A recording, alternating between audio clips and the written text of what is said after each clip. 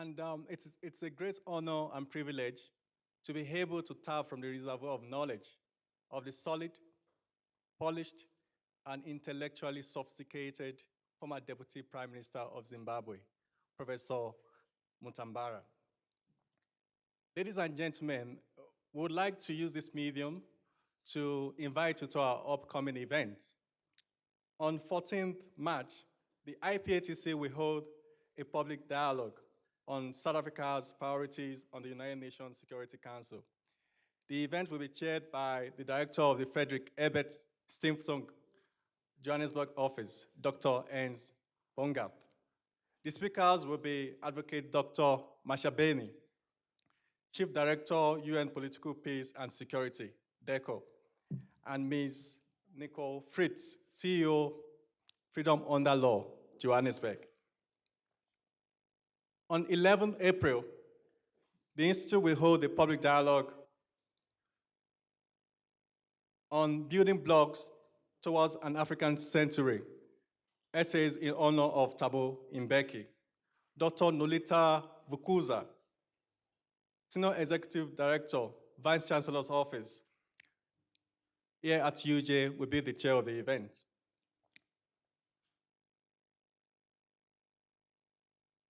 Mr. Bani Pitiani, former Vice Chancellor, UNISA, and Professor Catherine Oppas, a research chair at UNISA, will be the speakers, while Professor Adike Adebajo will be the discussant. Both events will be held in the same venue between 5 and 6:30 p.m. We would like to use this medium to say a very big thank you to our partner, the library. They have been very fantastic with respect to the event we have held. And most importantly, please buy the book. I think that's why we are all here today. It's important that we get a copy of the book.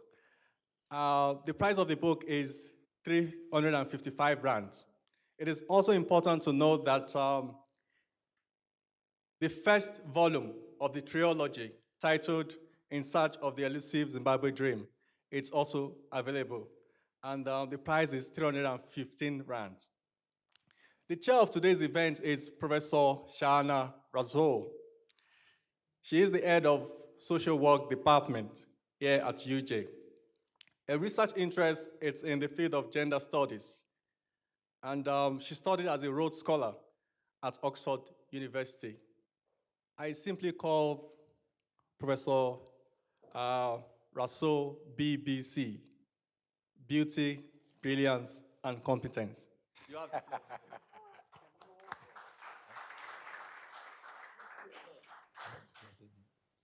Thank you so much. I have a new acronym.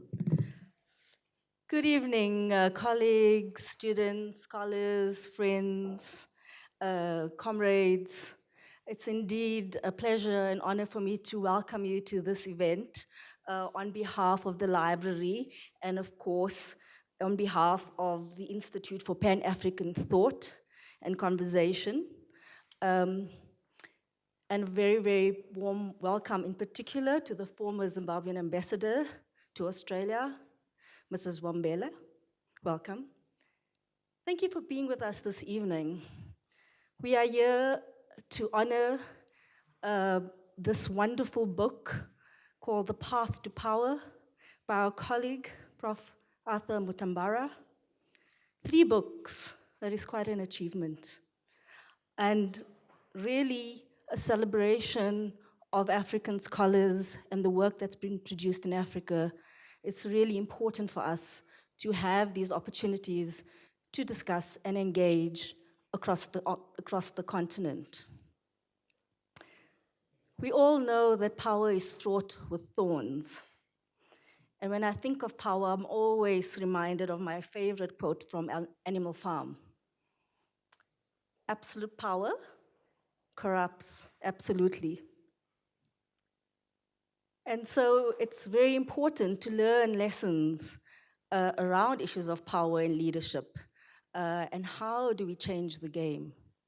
And how do we achieve this elusive dream? So I'm very keen to hear what Professor Mutambara has to say and share some of the snippets from his book.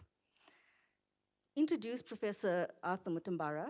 He's the former Deputy Prime Minister of Zimbabwe. So we're very honored and privileged to have you at the University of Johannesburg, where he's a visiting professor and was recently the president of the African News Agency. So he's written this really interesting book about Zimbabwe and his experience as a leader in Zimbabwe. But his areas of work and interest are actually in media technology innovation, digital platform development, and harnessing social media tools. So clearly a very flexible scholar who can engage on different levels, humanities, sciences, engineering, highly accomplished. He has driven the use of artificial intelligence. I'm sure our VC will be very happy. And the deployment of intelligent algorithms in media, resulting in the development of new business models. Professor Mutambara is a chartered engineer and a fellow of the Institute of Engineering and Technology. He's the author of In Search of the Elusive Zimbabwean Dream, an autobiography of thought leadership, the first volume in a trilogy of autobiographies. And we are launching the second volume today, which you are aware of, which is The Path to Power. And Professor Mutambara holds a doctorate in robotics and mechatronics from Oxford University, where he also studied as a Rhodes Scholar. So we are very excited to share in your launch of your second book and look forward to the third, and we welcome you to the podium. Thank you very much for that. I know, Professor, you can stay there so you can watch, or you can watch from there. Okay, sorry. Because I want you to see what I've got to say. Okay, thank you very much for that introduction. Much of it was propaganda, but I don't mind propaganda spreading over my name. Now, what I'm going to do is to give a context for the book. What is the context? The Fourth Industrial Revolution. What is the context? The problems in Africa. What is the context? The challenges that are existing in Zimbabwe. And then the importance of documentation and writing. And then I'll focus in on book 2 and leave most of the work to Brian, who is going to do the discussion of the book in detail. What are we saying? When we say the Zimbabwean dream, we are ostensibly talking about the African dream. Why? We're talking about peace. We're talking about stability. We're talking about democracy. We're talking about economic prosperity, which is shared. In most African countries, there's no peace. There's no stability. There's no democracy, and economic prosperity is not shared. In most of these places, elections are rigged. So when we say the African dream, or they're postponed, when we say the African dream, we are speaking about the Zimbabwean dream and vice versa. And to achieve that dream, we must leverage the Fourth Industrial Revolution. We must address the challenges that are facing Africa. And of course, we must document, we must read, we must write. That is the framework of our discussion today. What are some of the potential aspects of the African continent?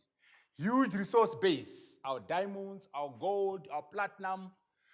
But we can't achieve these as individual countries. We must push for continental integration and continental political unity. Our human capital is a huge area of potential. Our collective GDP is $2.3 trillion, and our GDP is 1.2 billion Africans. What can we do to leverage that? And how can we leapfrog and use the Fourth Industrial Revolution to drive our economies? What are the problems? The traditional problems are fragmented and dysfunctional, non-viable states. Leadership failure, leaders without leadership. We have so many leaders, but there's no leadership. Dictatorship means governance and corruption. The absence of meritocracy-based management. Merit is important if we're going to be successful. Lack of economic vision, lack of strategy, and poor leverage of technology. Zimbabwe in particular, we have a coup d'etat. 2017 was a coup d'etat. You can't try to whitewash it. That's why we have a flawed foundation in Zimbabwe, because 2017 was a coup d'etat. In 2018, the elections, the outcome was disputed. So we have challenges around legitimacy, there's chaos in Zimbabwe. We have issues around the currency. Just yesterday, they announced a new currency. They call it RTGS dollars. It's basically a local currency. If you had $500 in the bank, now you have 100, devaluation. If you had 5,000, now you have 1,000. When you want to do currency reforms, you got to do the following. Number one, there must be confidence in the country, confidence in the economy. You must build up reserves to back up the currency. You must cut down on expenditure, fiscal consolidation.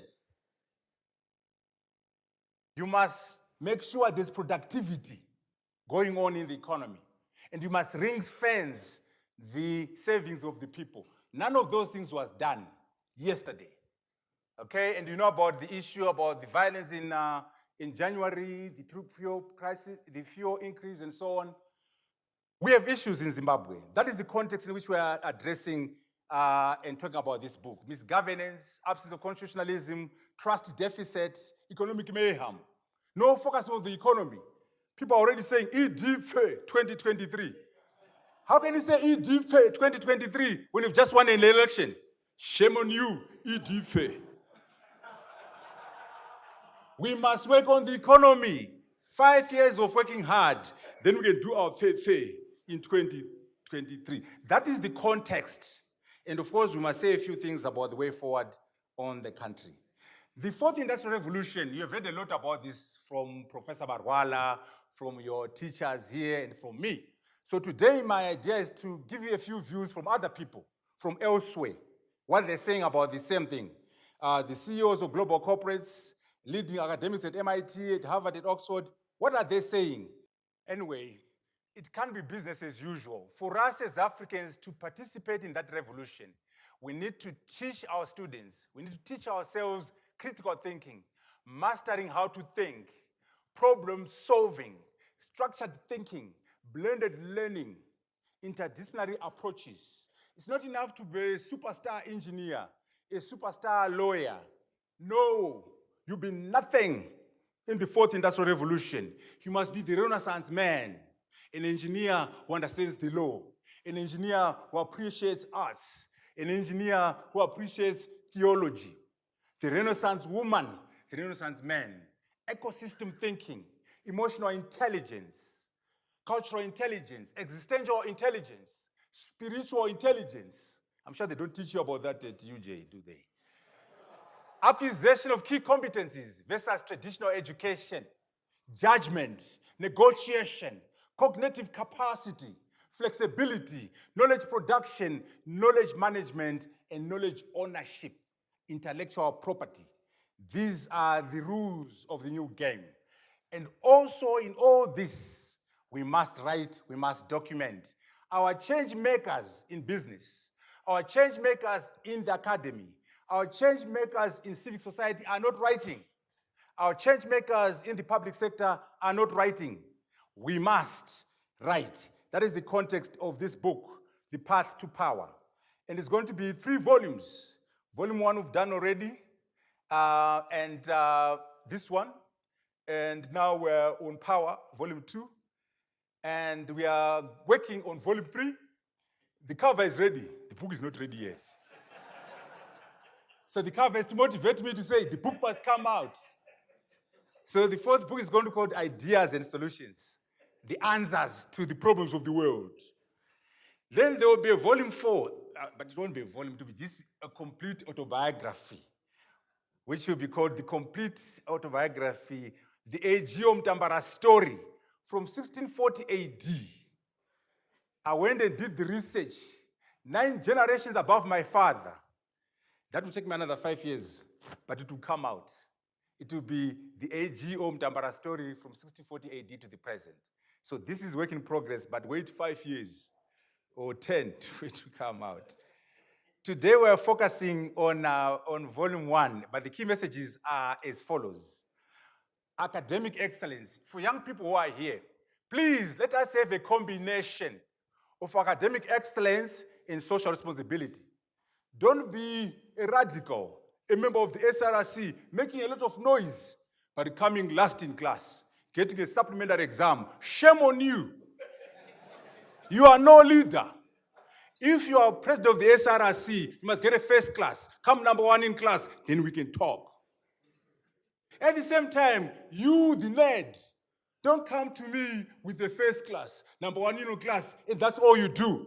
You don't go to church, you don't play soccer, you're not political. Shame on you, nerd. I don't want to see you, nerd. I want to see a combination of academic excellence and social responsibility. That's what will make you a better engineer, a better manager, a better pastor, a better journalist. Knowledge is global. Be the Renaissance man, be the Renaissance woman. If you are in theology, understand technology. If you are in philosophy, understand the law. If you're a lawyer, understand medicine. That's what we're pushing in these books. We're also pushing the idea, Professor Raftopolous, called constructing counter-hegemonies. That's coming from Professor Issa Chivji. Knowledge production by Africans, producing and articulating alternative forms of knowledge. There's no neutral knowledge or neutral history. Let the African be a player in articulating alternative forms of knowledge, alternative ideologies, to propel the struggle for the ruled. Most of us are ruled, aren't we? The oppressed and the downtrodden. When I say Zulu people, when I say Xhosa people, when I say Ndebele people, when I say who is the authority? In Zimbabwe, the authorities are A.G.P. Taylor, David Beach, T.O. Ranger. Shame on you, Zimbabweans. In the year 2019, the authority on African history must be an African. The authorities on Abraham Lincoln, on Washington, on Churchill are not Africans or Indians. The Americans are the authorities on American history. The English are the authorities on English history. The same to the Chinese. Why can't we be producers of our own historical accounts? Why don't we be articulators of an alternative narrative? Every successful civilization has had writers and readers. We are also emphasizing the fact that Africans have a contribution to knowledge, Ubuntu. I am because we are. We are because I am. Munu munu ngevanhu. Munu muntu ngabantu. We are because I am. I am because you are. African philosophy, the African has knowledge to give to himself, herself, and to the world. Why don't we leverage Ubuntu in the academy, Ubuntu in civic society, Ubuntu in business? That is the context we're pushing. Collective humanity, shared dignity, collective success. But of course, the focus today is on book 1. Now, we've had a lot of interesting comments about the book. Path to Power. Why Mutambara? Path to Power.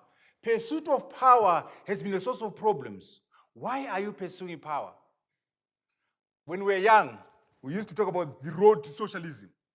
And my friends would say, Mutambara, our grand road to socialism has been reduced to a narrow path to power. Shame on you, Mutambara. What happened to our grand road to socialism? But guess what? I use the phrase path to power to emphasize the importance of power. Power is the ability to change reality. Can you change reality? If you can change reality, you have power.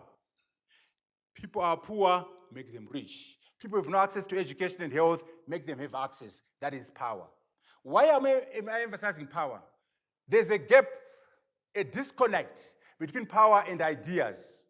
Those with power have no ideas, and those with ideas have no power. So why don't we find a happy marriage between power and ideas? Then we can change the world. And also, really, I'm not saying path to power, Professor Ade. I'm saying path to influence, path to making a difference. And we must all find a way to make a difference. We must all find a way to influence society and influence the world. That's why we say path to power. We seek to make a difference. We seek to influence society. The book is very structured. It's in 3 sections. The first section, very easy to read, by the way. It's very voluminous, about 500 pages. But you can go to a section that you want. Section 1 is Return to Africa and Re-entry into Politics. Second section is Building a Viable Alternative to ZANU-PF. And then the third section is The Road to the GNU. And what I do in the book, I do what I call digression into the future. Although I'm talking about 2009 from 2003, I migrate to 2018 and talk about the elections in 2018. I look at the preparation for the elections, I look at the aftermath of the elections, and draw lessons from the period that is under discussion. Okay? Under section 1, deferment of the return to Africa, marriage matters, we're also putting the personal stuff in there. We get married very late in the game, and we want to know what happened. Read the book. Okay? And we also talk about trying to come to UZ. Professor Mbowa is here. When I was at MIT, with 2 books, you can see the books here, I applied to go to UZ, and they did not respond to me. Then they sent a message saying, can you come next week? They thought I would say I have no time. I organized myself at MIT, dropped my teaching, and went to UZ for the interview. Then I find Professor Mbowa there. He was chairman of department and some other people there, and the vice chancellor, Professor, he was in the chair, and he says to me, yes, when you were here as a student, I remember you very well. I must say I was not impressed. If you are a student here, you'll be fired. We no longer allow that misbehavior at this university. In any case, why are you coming to UZ? Why not America? You're there in America making money in America. Why UZ? Why Zimbabwe? Anyway, if you come to UZ, are you going to be an academic or a political activist? Ladies and gentlemen, I must say I lost it. I completely decided to say, I don't want this job. I want to hit this white man, this fellow Zimbabwean called Professor Hill. And then I said to him, first and foremost, every generation of UZ students would define it what it means to be a student. I'm not coming to be a student here. I'm coming to be an associate professor. Then I picked up my big books. They're over there. And I say, Hugh, how many of these do you have that are single authored? I've got 2 big books. I'm teaching at MIT, the most important school in the world. And you are here presiding over a village school called UZ. How dare you stick your head above your hind legs and ask me such foolish questions? Zimbabwe is my country. And we read the book for the rest of the details. We also talk about the brutality and the negotiations. Another interesting case is negotiations. It was Mugabe, Mbeki, Tsvangirai, and myself negotiating. You know, President Mbeki is a very calm man, very sophisticated, pipe smoking. But in one of the meetings, President Mbeki lost it and banged the table. He was furious. But I won't give you the details. Read the book for what had happened. The first meeting between Morgan Tsvangirai and Mugabe was a serious problem. Mugabe was angry. First confrontation, it was the 4 of us again. And President Mugabe says to Morgan Tsvangirai, you stupid ignoramus, how dare you attack the country? You are being used by whites and European countries. You are an ignoramus. Why are you doing this? That's President Mugabe. It's in the book. Brother Tsvangirai was very calm and very effective. He said, well, if I'm an ignoramus, why are you negotiating with an ignoramus? Why are you negotiating with an ignoramus? What does that make you? It was rough. And the President Mbeki organized for them to have lunch together so that they can sort of have a social interaction. And they were served these tons and tons of food. Now it was Morgan and Mugabe together there. Morgan was worried about being poisoned by this old man. So Mugabe, very clever, he noticed, said, hey, my brother, Watch what I eat that one. Watch what I drink that one. Then you'll be safe. Then, of course, that was the way they broke the ice and moved on. Okay, so in conclusion, we are emphasizing that we must write and we must construct counter-hegemonies. We're emphasizing that knowledge is global and universal. We're emphasizing the notion of academic excellence and social responsibility. And we're putting together the pillars for the African dream. We must document, we must produce knowledge, we must leverage the fourth industrial revolution, we must address the challenges of the African continent. I thank you so very much.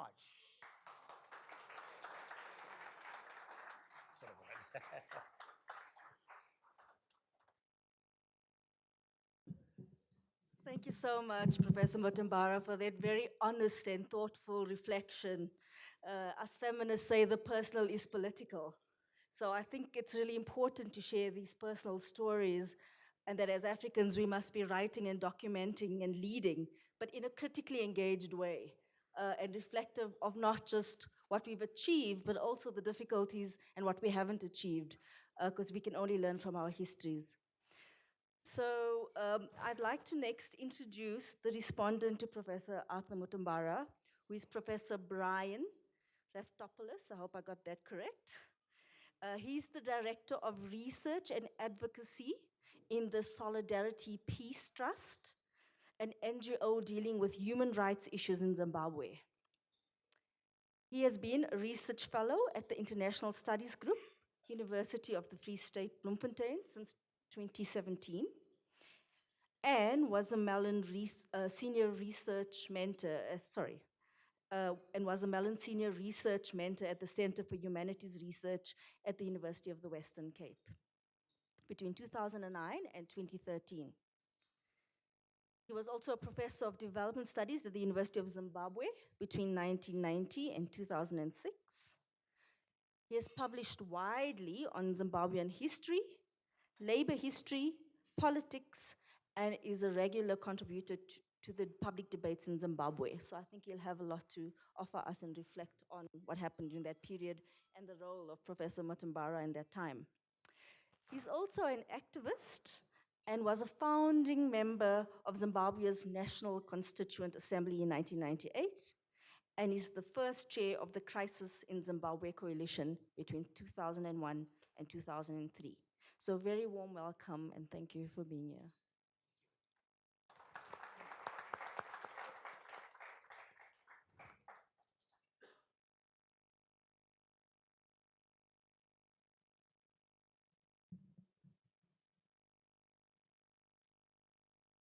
Thank you.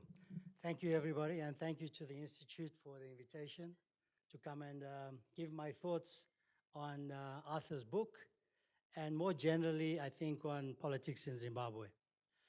Because of the time limits, I want to do two things. One is to locate Arthur's book within the genealogy of biographies in Zimbabwe. How does it relate to other biographies in the way it's been written? The second is to look at one essay in particular in the book, that's essay 54, because it speaks to many of the issues that are covered in the book and kind of what comes after the book. So I think for time, purpose of time, I'll do that. If you look at the biographical legacies, the genealogy of biographies in Zimbabwe, there's basically been two kinds of political biographies. One is the personal political, the kind that deals with a person's role within a political party. This has been many of the ZANU-PF politicians, those who have written, have done this, people like Fei Chung, Edgar Tekere. And these have been about the internal histories of ZANU-PF, and in many ways have been the substitute for more substantive histories of ZANU, which have yet to be written. But they do include a lot of personal detail, but also some political history. The others are more philosophical, political, historical. And here I'm thinking of Ndabaningi Sitole's work on African nationalism, which was a much more thoughtful, theoretical understanding of nationalism, quite cutting edge in its time.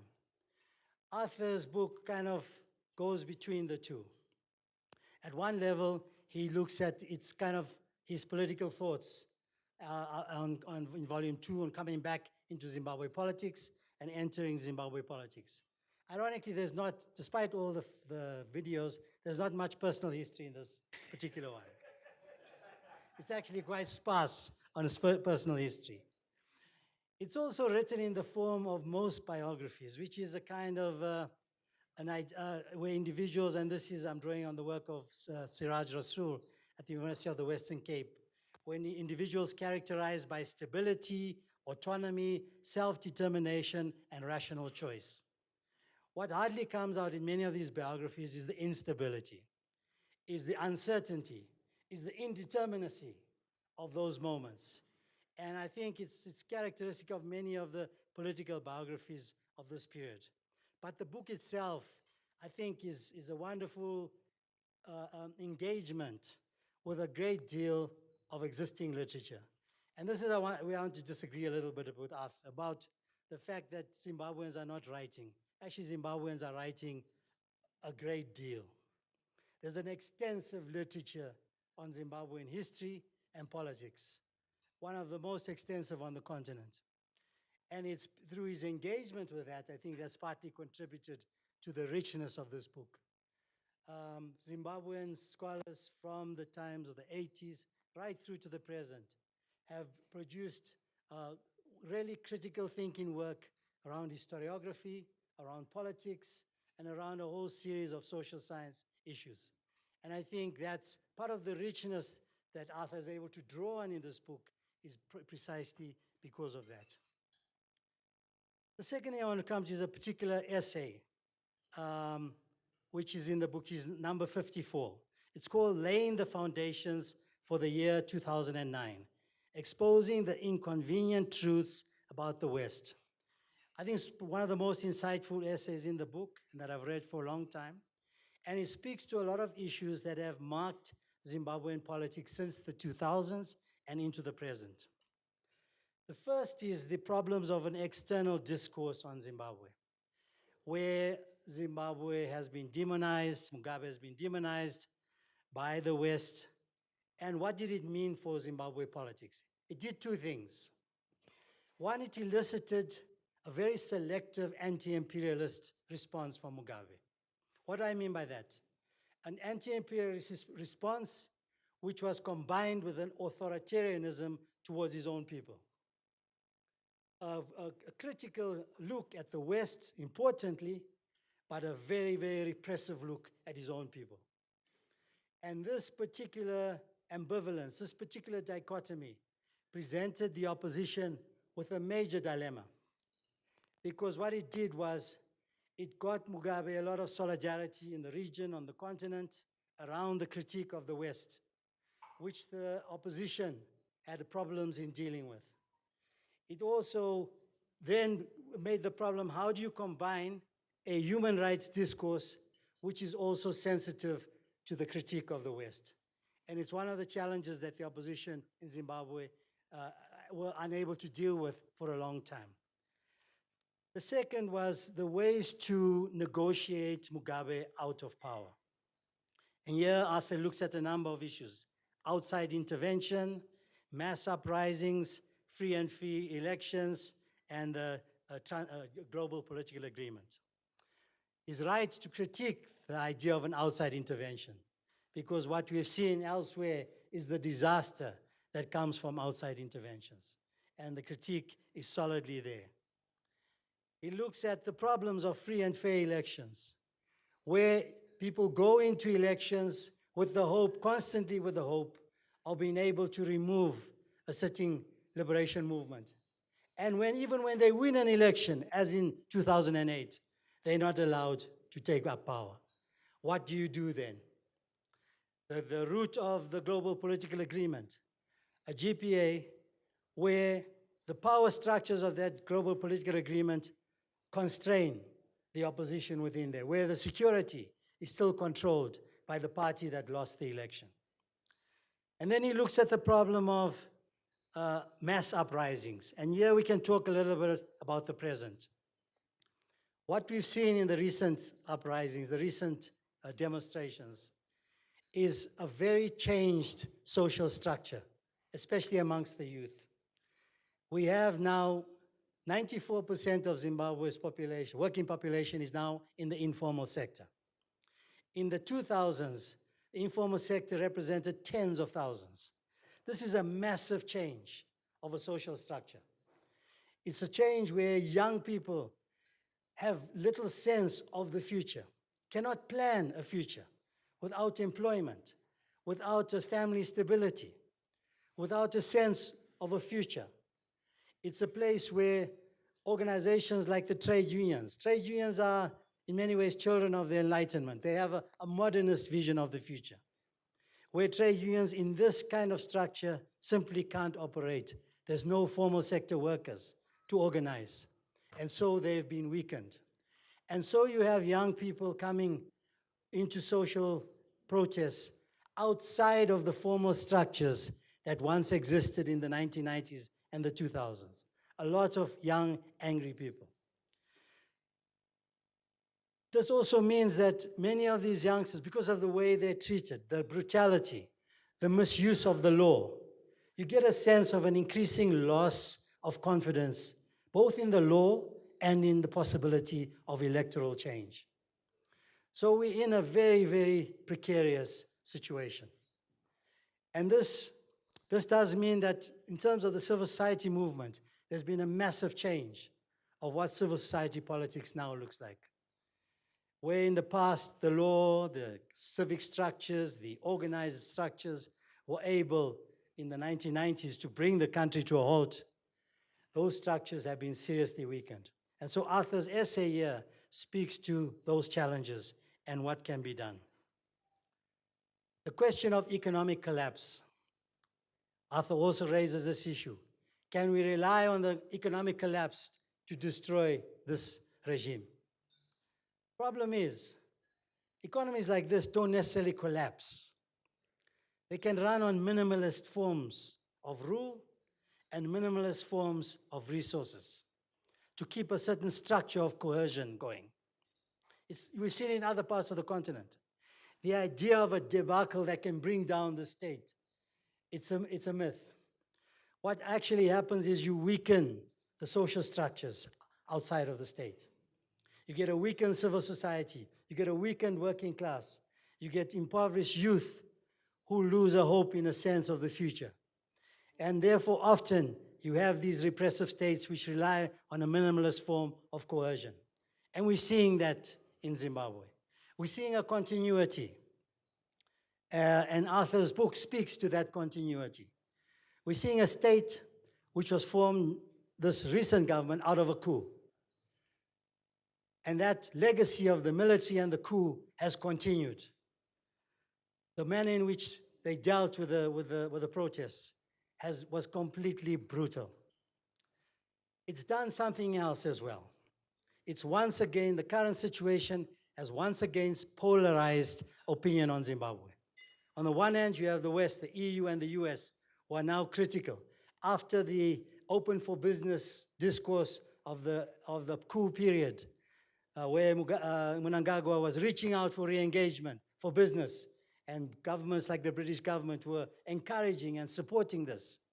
After the recent events and after the legitimacy problems around the elections, you now have a renewed critique from the West. On the other hand, you have a SADC, which supports the current regime, which supports, as it has done in the past, a regime which it considered to be part of the liberation legacy, which is a stabilizing force, so-called, in the region, and which is seen critical of the sanctions which are currently in place against. And in this environment, where you have this polarization, any talk about the sanctions debate will only favor Mnangagwa. The sanctions discussion will, in the region at least, will favor Mnangagwa. And the polarization that we're seeing at the moment will consolidate this repressive regime. The problem is, again, having come out of this coup, having come out of this military history, you have a president, you have a leadership which is extremely paranoid now because of the manner in which they come to power. And therefore, there's a great deal of uncertainty. On the other hand, you have an opposition which is still formidable despite the massive repression that it's faced, but is unable at this stage to move beyond protest. And one of the things that people forget is we always talk about what the regime did to the opposition. We never talk about how the opposition affected the regime. In many ways, the Mnangagwa government appropriated the narratives of the opposition after the coup. Re-engagement, economic reform, constitutionalism, free and fair elections. These were all the messages of the opposition. They took it on in an opportunistic manner to sell a certain position. When that position came under threat, they now reverted back to the old language. But as it stands, they can't afford to stay in that position, which is why you're seeing little elements of, again, reformist talk coming out. The Economic Consultative Forum, the National Dialogue. We will see more of this to come. And I wouldn't be surprised again at some point if the language of the West changed once again. I wouldn't be surprised if the language of stabilization came into play again, provided certain minimalist things are done. That would not surprise me at all. So the point I want to make is that Arthur, especially in this essay, but throughout the book, pointed to many of these issues and also pointed to the danger of a possible coup within this essay. So in many ways, I think that I want to congratulate Arthur for a number of things. One, being a politician who got up and wrote about his experiences. Not only that, was willing to take criticism of his first volume in order to strengthen the second volume by engaging with a massive literature that's out there. And now to be able to talk to those issues in such a framework with people in the region, on the continent. I don't know any other politician, existing politician, who has done that. And in so doing, to be able to draw on the kind of genealogies that I've talked about, of biographies, of historiography, of political history that have come out of Zimbabwe, and to use it very constructively. Thank you very much.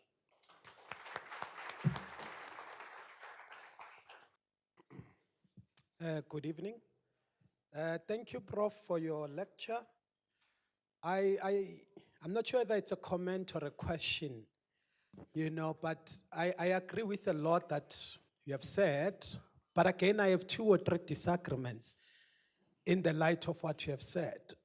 One of them revolves around documentation. As I was looking at the photos that you were showing us, my worry was, where are the poor Zimbabweans?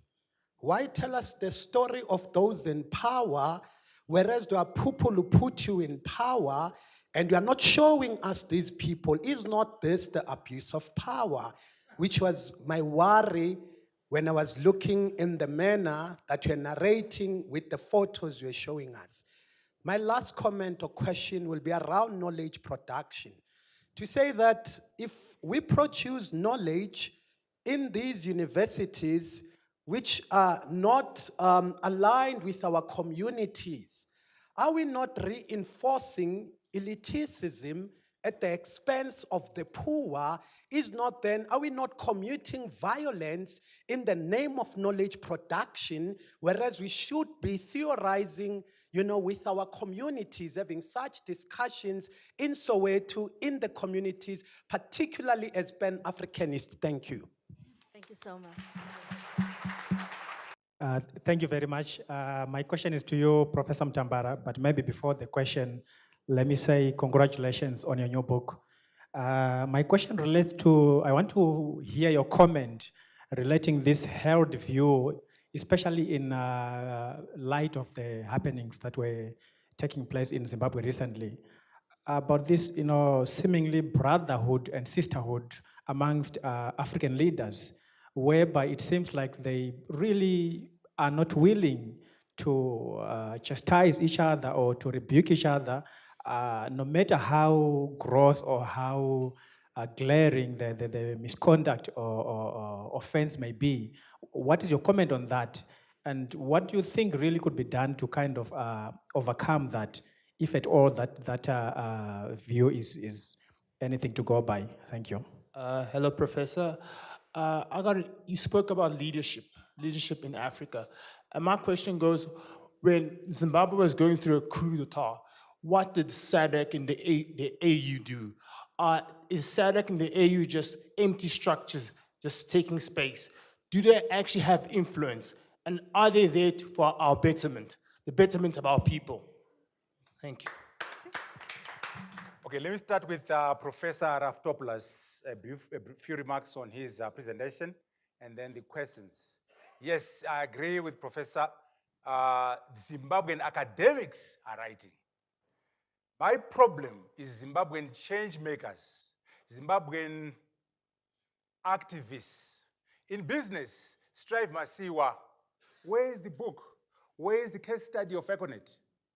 Shingimutasa, Shingimunyeza, civic society, Ruhanya, you are here. Where is Maduku's, where is Kagoro's paper? So what I'm arguing, I agree with you, Professor, the academics are doing very well, but I have a problem with the change makers themselves who are not putting pen to paper. Mugabe, Musika, gone, nothing. Zobgo, gone, nothing. Ushokunze, gone. Morgan did a book, that's good. But in general, we have a problem with people who are active in civic society, active in business, active in politics, not documenting.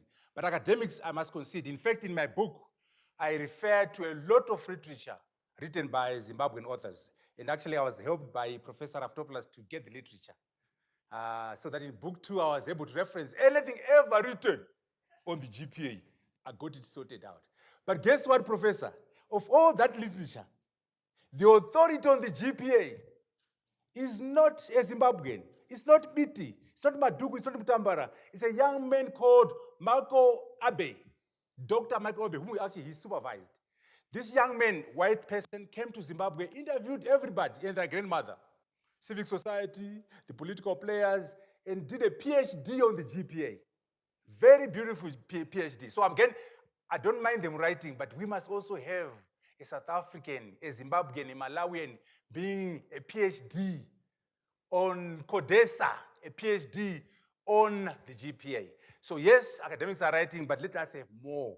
But in particular, the activists, the change makers.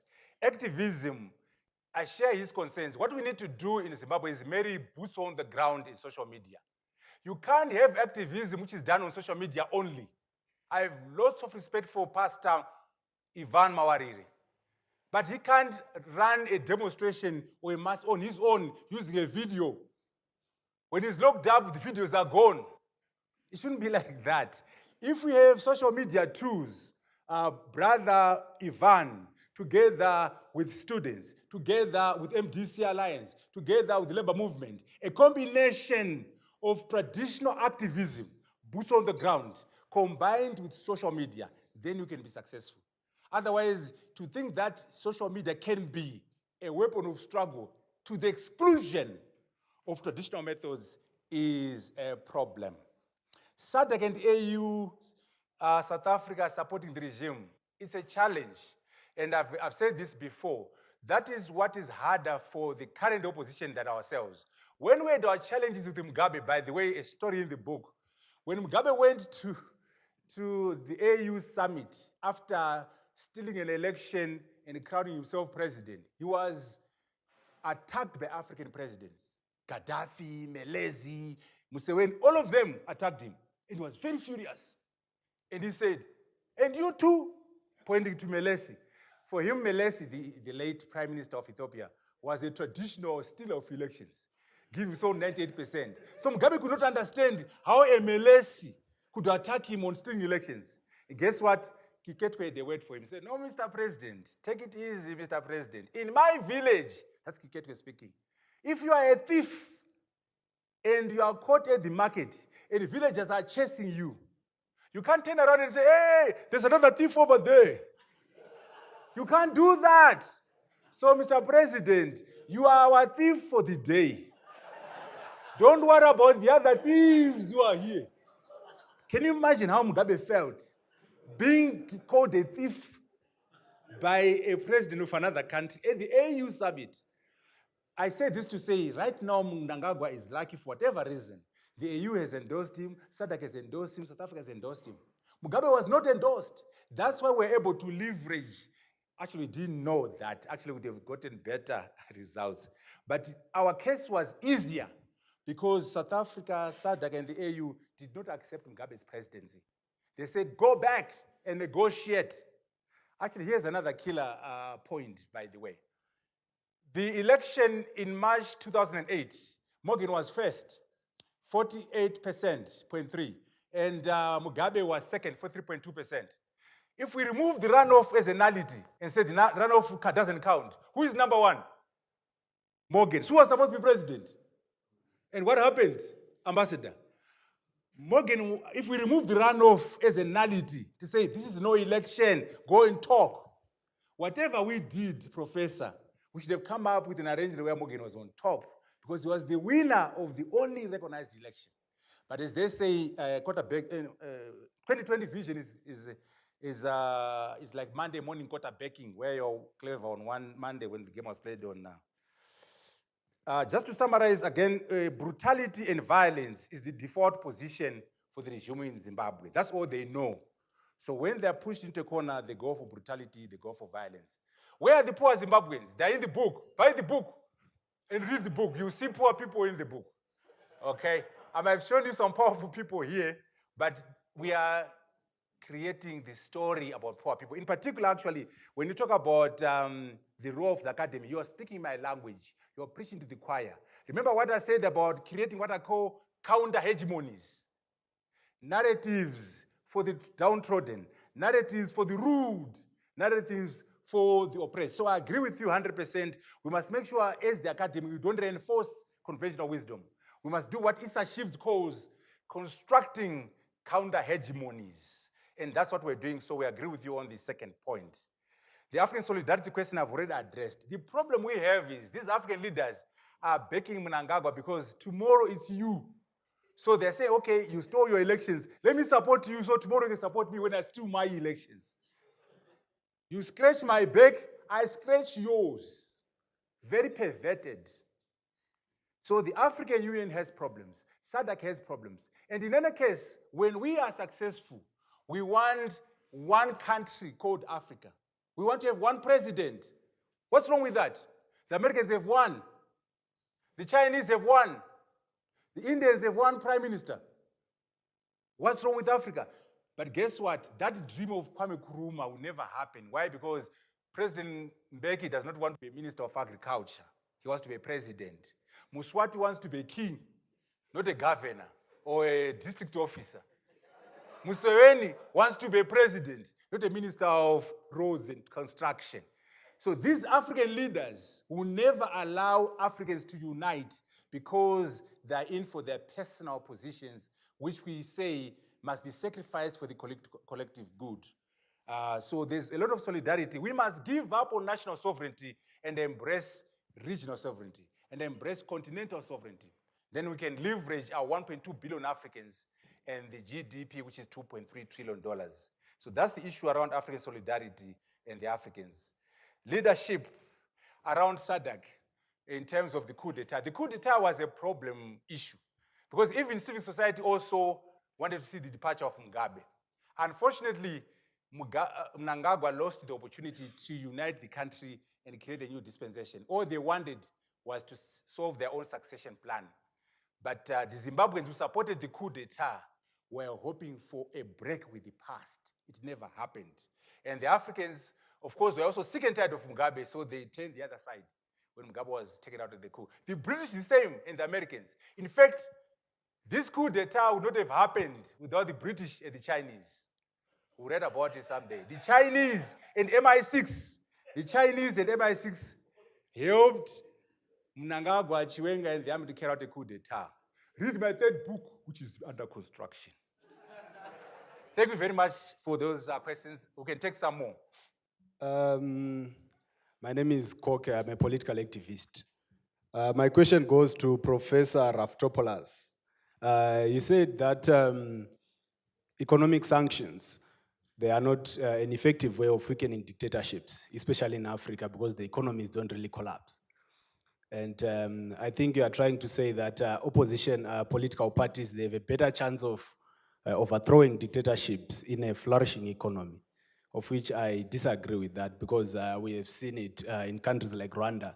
You know, when you have a dictatorship that is doing well economically, that dictatorship is a problem because you can't even overthrow it. And you have seen how the president of Rwanda has been winning elections, has been winning them with wide margins. So, in my view, I think we have to deal with dictatorships, whether it's performing well economically or it's not. Because what matters to us, or what matters to me personally, is personal freedom first before economic prosperity. So I think dictatorships have to be crushed first before we even look at economics. Thank you. Hello, everyone. My question is about what are the initiatives that Africa has to transfer the power that you are talking about to the young people who are going to lead Africa in the future? Because right now, it's like the way power works, it always remains where it was. So it doesn't automatically go to the poor people who really need to have the ability to change. Thank you. Okay, my question is related to education. So, the path to power. And then looking at Zimbabwe at this point, it does not have the capacity to take most postgraduate students. You're talking about people writing, documentation, right? You find that most people do their undergraduate in Zimbabwe, and then when they have to do their postgraduate, they have to go elsewhere. And at that point in people's lives, that's when they start writing something. So is there any point in the book that it actually addresses such an issue whereby something is being done to give a platform to the people who are in Zimbabwe to be able to write? Because, for example, if I am going to be doing my PhD here, it is very difficult for my research to be focused in Zimbabwe because of the availability of information. It's difficult to access it when I am here. So I think if then we are going to talk about change makers, can we then create that platform, let it be available for people to be able to do their postgraduate there in Zim, not elsewhere? Let me clarify my position on sanctions. There were very good reasons why sanctions were introduced regarding the massive abuses in Zimbabwe. However, sanctions as a tool is a double-edged sword. On the one hand, it has that effect of isolating a repressive regime. On the other hand, as in Zimbabwe, it becomes a message for solidarity for that regime within the region and on the continent. You created a polarized position in which a repressive government can draw on a certain very selective Pan-Africanism, selective anti-imperialism, which is based on domestic repression, to create a solidarity. So it's not a one-way street, which what I'm trying to tell you. The second thing is about economic crisis. What I'm saying is economic crisis doesn't automatically turn into revolt. It can turn into disability, disabling social structures who don't have the formal structures that once existed, like the trade unions. And where you have what we've seen recently, very angry youngsters, rightfully angry, going on the streets. And the typical response of the state is violence. And now we're back to a position where there's uncertainty about where to proceed. We need a national dialogue in Zimbabwe, desperately. And I think many of us have been pushing for that. We need the major parties to sit down. Interestingly, the EU, even in its most, the EU Parliament, in its most recent resolution, has not pushed for more sanctions. It's pushing for a wait-and-see approach, because there's a certain understanding that that strategy may not move the position forward nationally at this time. So more than anything else, we need a national consensus, and only in that way will we get the region involved. If there's sufficient momentum from within the country itself to push to say, okay, we want the region to help us in A, B, C ways. And that way you can also get an international regional consensus about what might happen in Zimbabwe. We're in a very difficult position. We have an opposition, a social movement, which is still there, which is formidable, but we still have a state which has total control of the forms of repression and unwilling to move, unwilling to accept that it can actually lose power.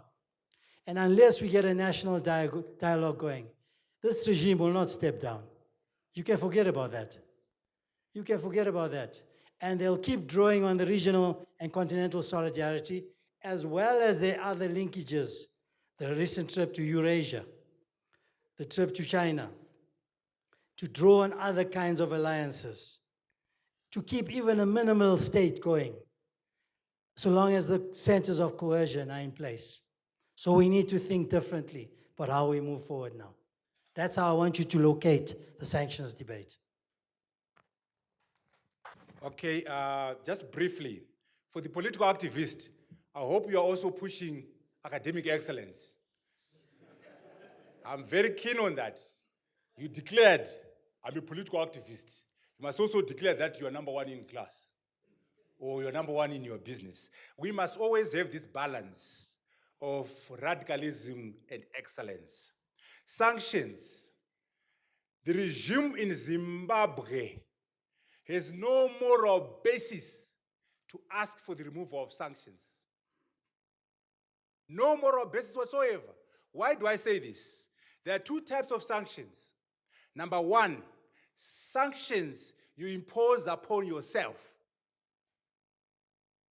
Number two, sanctions others impose on you.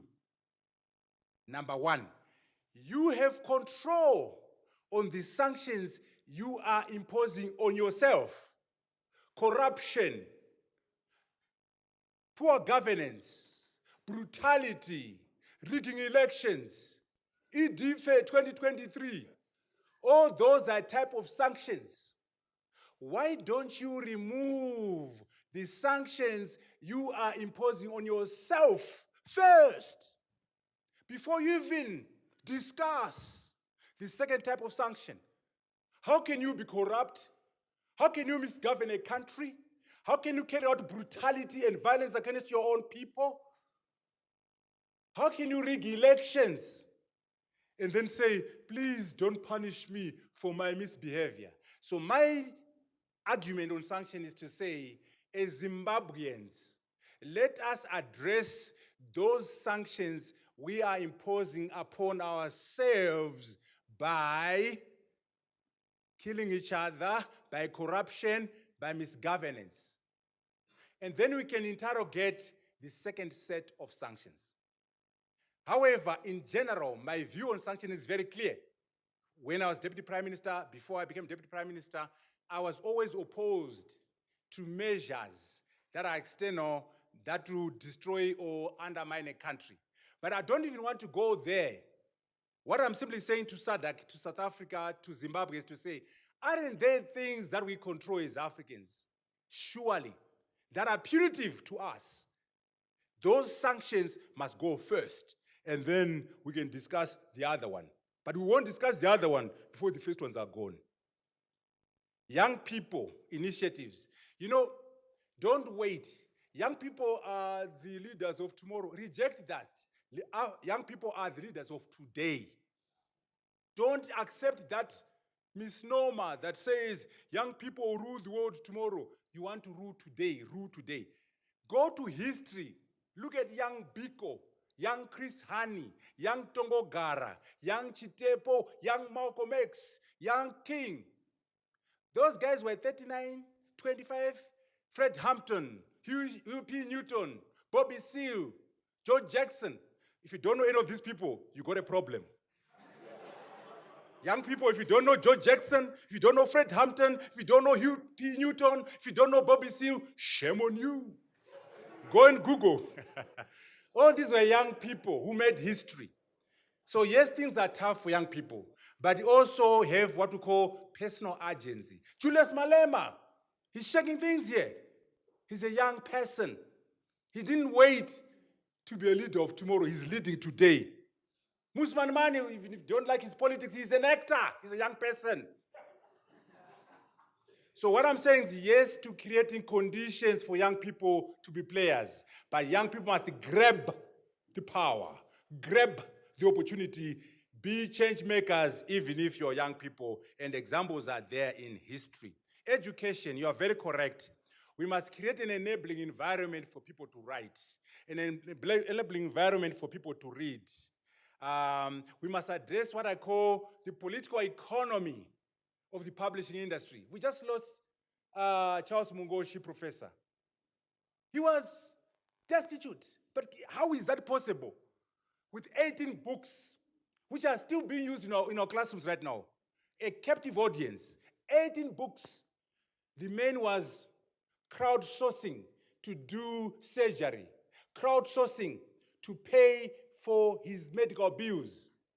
There's something wrong fundamentally in the creative industries, in the writing industry, where our artists are shortchanged by the producers and the owners of the companies. So in addition to creating an environment for people to write, we must address the issue around the political economy of the creative industries, the political economy of the publishing industries. Writing does not pay. That's why people don't write sometimes. Obama and Michelle, when they were thinking about writing about 3 years ago, they were given an advance of how much? $5.2 million advance. That's a society that understands the importance of writing. With $5.2 million, where would you write? Michelle has done his book already. Obama is coming through. That society called America understands the value of writing, and hence they incentivize their writers. They incentivize their artists. But in Africa, we need to deal with this matter. Not just writing soccer, music, Mukadota, for those from Zimbabwe. With all that performance, all that talent, he died a pauper. Why? There's some disconnect. There are some contradictions in the publishing industry, in the creative industries. But please, don't always look outside. Have personal agents. Ask not, we're now paraphrasing JFK now. Ask not what others can do to make you a writer, but what you can do in your own way to become a writer. Succeed in spite of adversity. You must go beyond your circumstances. Have personal agents in addition to us changing the system and changing society. I thank you. Thank you very much, Program Director. My name is Rudy Peterson. I'm from University Relations here at UJ. I think I must thank the organizers for a very thought-provoking and necessary dialogue. And I think it comes at the right time. My first comment is I'm not sure whether the organizers chose to have this dialogue on the birthday of Uncle Bob. For those who don't know, 21st of February is the birthday of Uncle Bob. Eh? I know that because my son shares a birthday with Uncle Bob. And to add injury to insult, my daughter shares a birthday with Julius Malema next month. So I'm not sure whether the organizers chose to this day. I just have just a comment and perhaps just a short question. I think I want to take the issue of Zimbabwe further.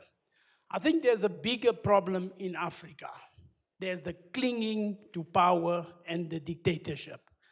It is an illness that is really reminiscing, that is really very bad for Africa. if you look beyond, you look to the DRC, you look at the way our African leaders have been clinging to power, have caused mayhem in the country is a problem. The AU and all our structures in place have not succeeded in addressing that problem. So my question to both panel members is, what do you see as the solution beyond AU and beyond the formal structures that are in place to be able to deal with the ills and the ailments in Africa? I think you've rightfully said, I think it's a lesson for the students, Prof, political activism versus vis-a-vis academic excellence. I previously was in student affairs, so I think that would resonate, and I think you're making a very profound and important point. Prof, I think the issue of anti-imperialism, the dichotomy there that you've mentioned, is very, very profound. When you mentioned it, I thought it is such an important element. You mentioned the issue of anti-imperialism versus the suppressive nature of leadership in Zimbabwe. I would just like you to just elaborate a little bit more on that one. And then lastly, negotiate Mugabe out of power. I think my question on that was answered. Thank you very much. Thank you very much for the opportunity. So my question is to Professor Mutambara. I just want to find out your opinion on the recent internet shutdown in Zimbabwe, or how the Zimbabwean government seems to have a monopoly within the ICT space. I'm sure most of us would agree that the world was social media took the world by storm, and there has been a huge amount of political activism through social media. And even things such as the Arab Spring were, incited through social media. And on that note, there's also a computer crime and cyber crime bill, which the government is trying to push, in which they sort of control political activism through social media itself. So my question is, Professor, what are your thoughts on what is happening in Zimbabwe regarding to that? Professor Mutambara, I followed you since your student activism in Zim, your ascendancy to academic excellence up until today. That is the context I wanted to share before I ask my question. You spoke about the fourth industrial revolution. Considering the challenge that we have in Africa in terms of in terms of illiteracy, that is widespread. And in terms of, it seems we are proud, just like recently that President Ramaphosa announced the excitement around the fourth industrial revolution, yet we have so much massive illiteracy, like the gentleman there pointed out, that these systems of knowledge are not accessible to the people that need it the most. But now, having been turned into a consumer society, Africa as a whole, yet we are rich with so much resources that fuel that fourth industrial revolution, from which we're not gaining as consumers. Isn't that concerning to be excited about it, and yet we are not reaping out of it? The second part, I'm curious about which of your volumes addressed the nationalization of Zimbabwe in terms of politics, in terms of economy. You spoke about persecution that you incurred, yet behind that, there is Gugurawundi massacre, that no one wants to talk about it, and when we meet in such places, we normally press sin on each other, forgetting that the persecution started in the 80s when Mugabe ascended to power. And fortunately or unfortunately, you became part and parcel of a ruling government. Did you ever put any systems in place to mitigate against that? Seeing as it were, that you were in coalition with the Ndebele, so to speak, the Welshmen Mapenas of this world. Did you honestly address that question? Or it was a case of getting numbers and then clinging to power as well? Thank you. Elders, from the elders to the timekeepers, my name is Tato. Yet I am interested in, firstly, I would like to thank the UJ for this open lecture. It's quite soothing to learn about Africa and what's going on out there. So my question is, so far, since with Mugabe out of power, right, and you talked about something about imperialism, and then the fourth industrial revolution. My interest with Zimbabwe mostly is the coat of arms on their flag, that bird sitting on top, and then underneath that bird, there are some layers sitting there, it's like resources. So in my mind, that's what I thought it was. It's like African resources, which the bird I might associate with Mugabe, like since he's been sitting on top of those resources. As a writers and articles, as we write books about what's going on in our African content, how many people are going to reach those books? How many people have access? My sister over here talked about education. How many people will have to learn the deeper content in it about Africa and the Europeans and the development of the world and so forth? What will drive development for Zimbabwe as it did to Africa? Is it going to be in South Africa? Is it going to be the market, or they're gonna try to establish something else? Secondly, imperialism. Through imperialism, are we going to be able to access information as the entire youth? That has to lead today. And about other youth members they talked about, let's not forget about Bob Marley. He was a young leader as well. Tupac Shakur, he was a young leader as well, preaching about blacks and everything. So thank you so much for this lecture. I'd like to thank everybody who's here. Thank you. Hello, everyone. Okay, my name is Ratabile. So I'm going to speak from a very personal perspective. Being a young lady and being in very political spaces, you often experience this thing where you're supposed to be very obedient to men and be very kind. I'm a very radical feminist, by the way. So I want to know, what is the vision for women in Zimbabwe? Secondly, I want to please ask not to be ignored, because every time I speak on behalf of a woman, I'm always ignored because I'm considered to be overly sensitive. I'm considered to not have urgent matters. The issue of women is urgent, especially in political spaces, because it's so difficult to get them. It's so scary how many men are here. And we are so tired of marrying rich, powerful men. We want to be powerful too. Can we just say this, okay? So my question is, what is the way forward for women? Are there policies being implemented to push women forward in political and just in very high leadership roles? Thank you. Okay, the engineer for last. So if I go off politics, excuse me. Okay. I just want to talk to Professor Raftopolous about the issue of violent protests. During the assisted transition, some call it, or the coup, that there was massive demonstration, and there was not an iota of destruction. Yeah? And after that, there were two more demonstrations, one by the opposition, very peaceful, one by the ruling party, very peaceful. I understand the frustration and the anger in Zimbabwe. I go there frequently and I know the youth and what they're thinking. But the violence that happened on the 1st of August and mid-January this year, was there a role for irresponsible statements by the opposition?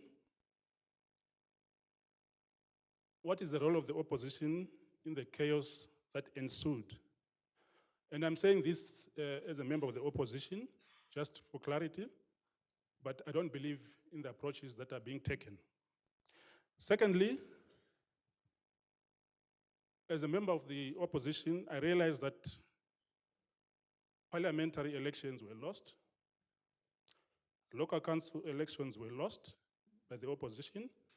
Of course, the ground was not balanced. It was heavily in favor of the ruling party. But in terms of the actual votes, the opposition lost. Presidential elections were contested and constitutionality was followed.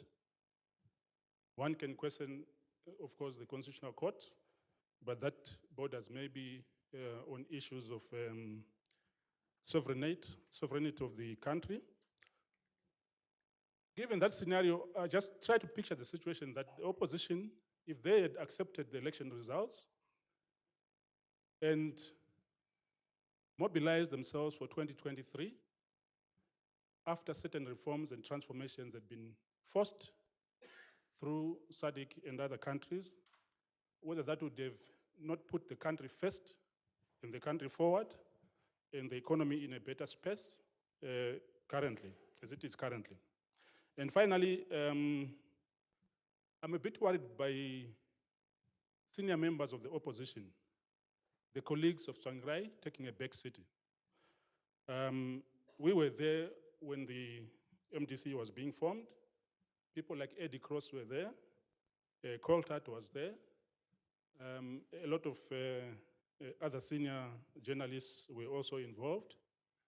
And these have taken a back seat. Is there something wrong in the opposition ranks that is making these stalwarts, these veterans of the MDC, take a back seat? So I think these are questions I'm raising myself, and I hope you can help us to shed a bit more light on that. Thank you. Thanks, Prof. Okay, I'm going to be very brief. The question of anti-imperialism, and anybody who studied the anti-colonial movement and the 20th century socialist movement know there was lots of tensions between the anti-imperialist critique and the democratic question. It's not a new issue. It has been a problem from the 20th century into the present. And how it translates itself in Zimbabwe is that anti-colonial, anti-imperialist legacy of the liberation struggle was also disconnected from democratic questions. The democratic issue was never strong within the liberation movements. And once power came to them in the post-colonial period, it took a second place, especially when the possibility of loss was there on the table. The issue of violence. I think the opposition has huge problems. And it's not new. In 2000, when they split in 2005, the violence within the opposition was already apparent. It was one of the reasons for the split. That, the lack of abiding by constitutionality, the lack of accountability within the leadership, and ethnic questions. So what we've seen, and there was violence after that. We saw the manner in which the succession took place after Tsvangirai's death. It was disgraceful. That's the only way for me to describe it. The manner in which women were treated, the misogyny of that transition was appalling, absolutely appalling. The forms of politics that were emerging were reminiscent of the very system that we were fighting against. So that in some ways the opposition has been tainted by the forms of politics that it has adopted in its fight against Mugabe. I think that where politics has become the zero-sum game, as it does in our African countries, parliamentary positions are not so much about principle, they're about jobs. They become increasingly about employment and the battle to keep that employment at any cost, which is why the alliances that have been formed or attempted to be formed before elections have always faltered on the question of parliamentary positions. In 2008, in 2013, it faltered around the Mutambara issue on parliamentary positions. I think that around this particular election, I don't know, to speculate what would have happened if they had not if they had accepted it. It was clear from the beginning, the language of the opposition was they would only accept a victory. That was already a problematic position, because it put you in a position where you had, in a sense, already made up your mind about the outcome of that, no matter the problems of the electoral process. We knew the problems, but strategically, was it a mistake to take that position? Having taken that position, how do you then move away from it? You can't. You then get caught within the logic of that politics. And that's where we are now. The problem is that there's no trust in the state and in the electoral process. And you can't blame the opposition for that.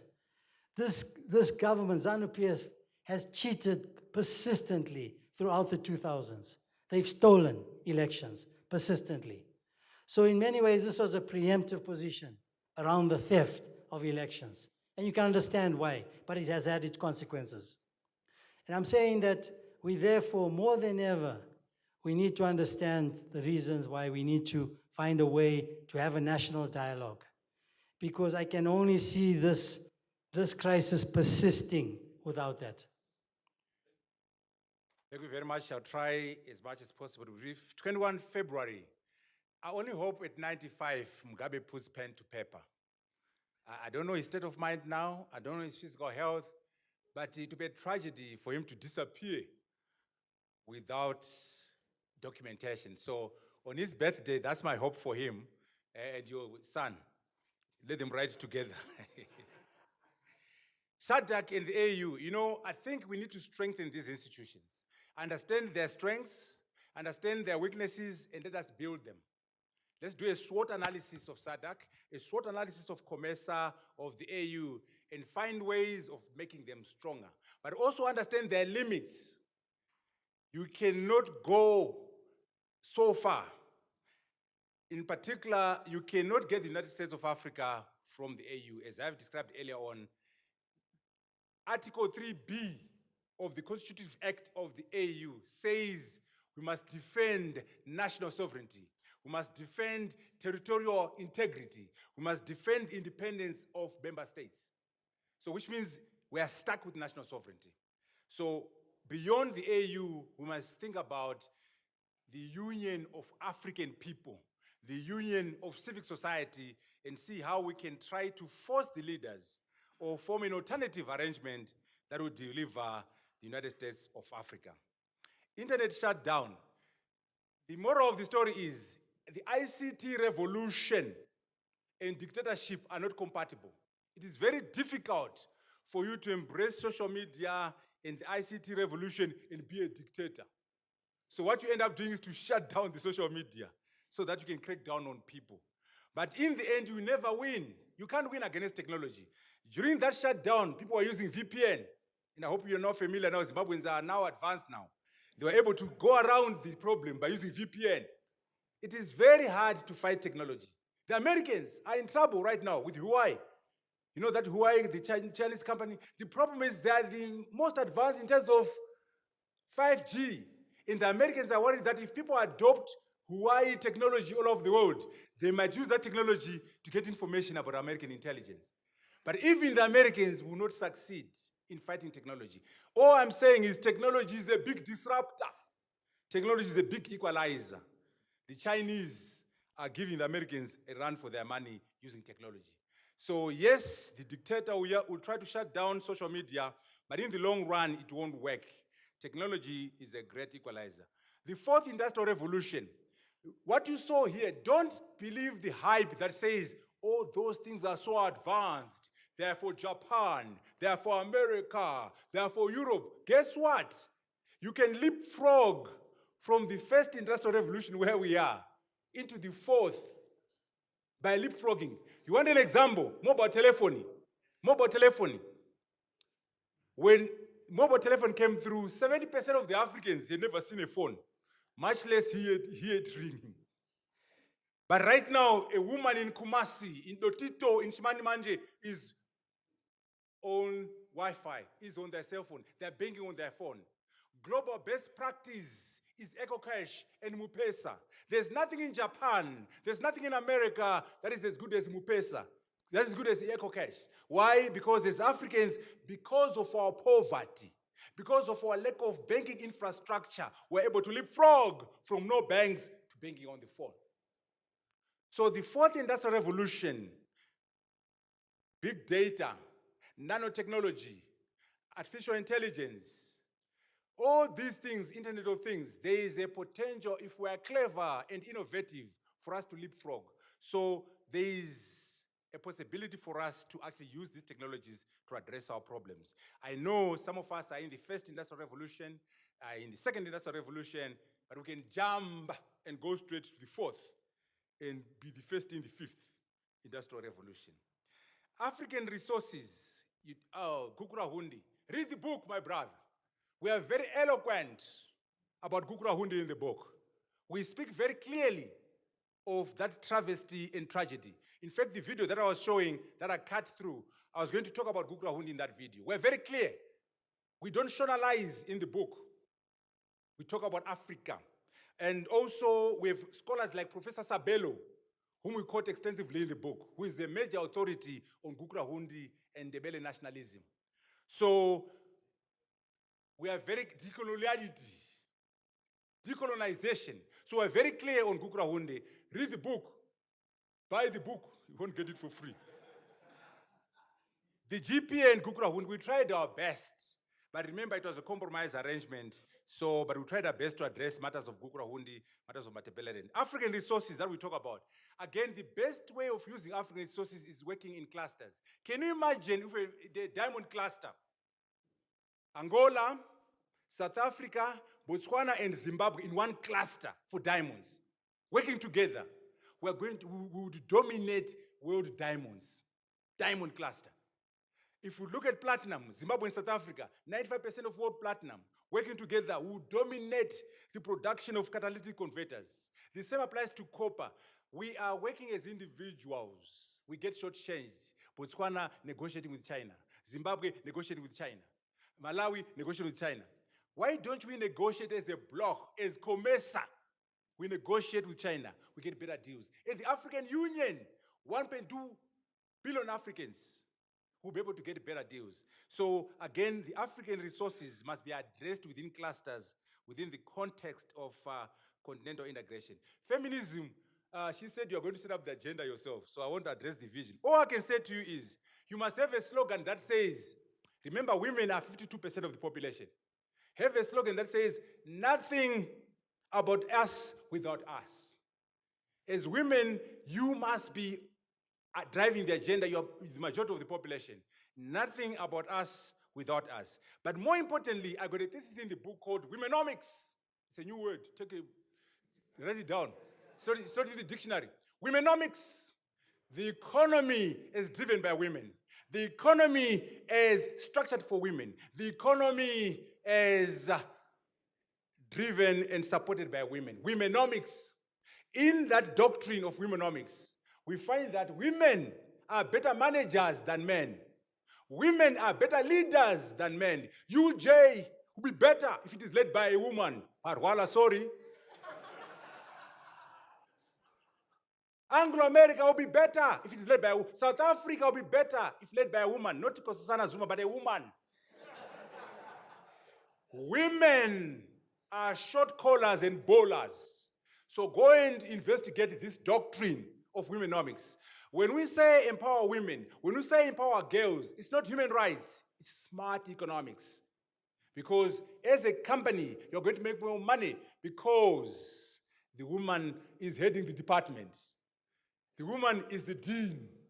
The women are better leaders than men. Well, of course, we are overstating our case here. But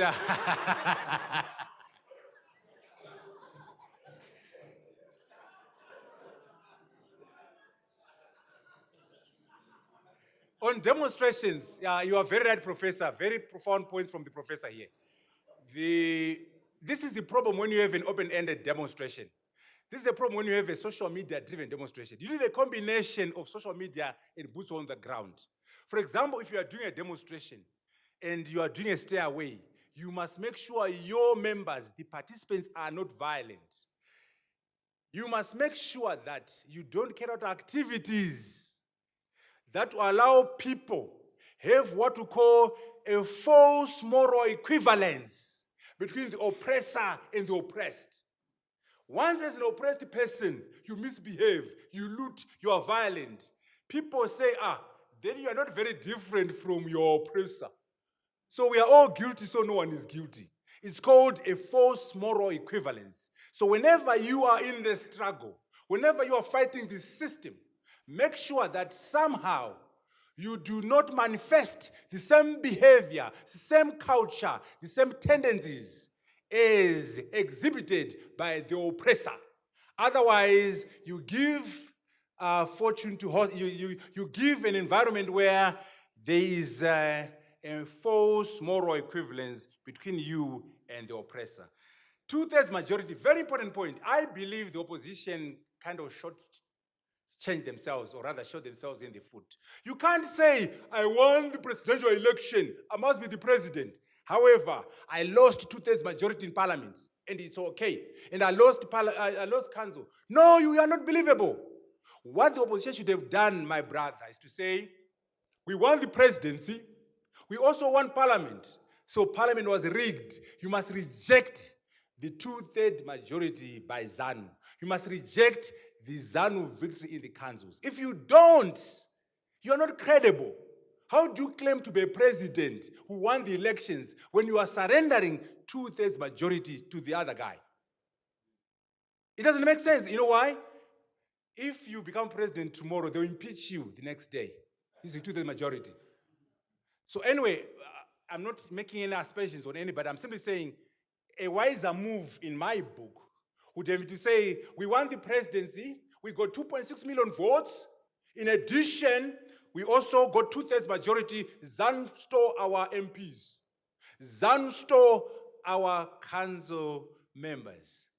That's the only way you can be credible. It is, well, credible is another word, but it makes it harder. In our case with Morgan, we had majority. We had 109 parliamentary MPs. Mugabe had 99. The other one was opposition, was Jonathan Moyo. 109. So what I'm saying is, in our, again, lessons from the book. In our case, we had majority between our party and Morgan's party. ZANU was in a minority. That's count number one. Count number two, Mugabe was rejected by SADC, rejected by South Africa, rejected by the AU. The problems with my colleagues, by the way, the colleagues in the opposition have done a great job. They got, even 2.2 million is a lot of votes. So Chamisa did very well. We must give credit to the opposition in Zimbabwe. But their case is harder than ours. Why? Because parliament is not in their control. ZANU has 2/3 majority. We had majority. SADC in South Africa and AU have endorsed Mnangagwa. All those things undermine their bargaining power. So you are raising a very important point that 2/3 majority and council are issues that need to be addressed, and they can cause issues. Okay, and then in finishing up, we must be masters of our own destiny. As Zimbabweans, no one is going to come and solve our problems for us. So let's find a way to work among ourselves. The MDC Alliance, ZANU PF, civic society, and the business community must put their heads together and build our country. We are going to be masters of our own destiny. As Africans, no one is going to solve our problems as Africans. We must work together as Africans from Cape to Cairo to solve our problems. No European, no American, no Chinese is going to solve our problems. We as Africans are going to be masters of our own destiny. We're going to sink or swim together. I thank you so very much.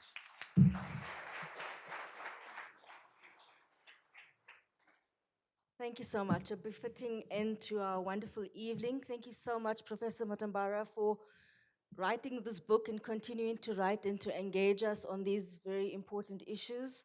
And thanks to Professor Raftopolous for the engaging discussion and response and contribution to this discussion. And of course, this discussion is just much more enriched by all of your participation and presence. So thank you so much for coming. And for the Institute and Library for your putting this all together, because we know lots goes on behind the scenes, so all the different people who made this happen today. And we look forward to the United States of Africa, led by women, in the plural, so that we can get rid of dictatorships. So thank you very much. Good evening.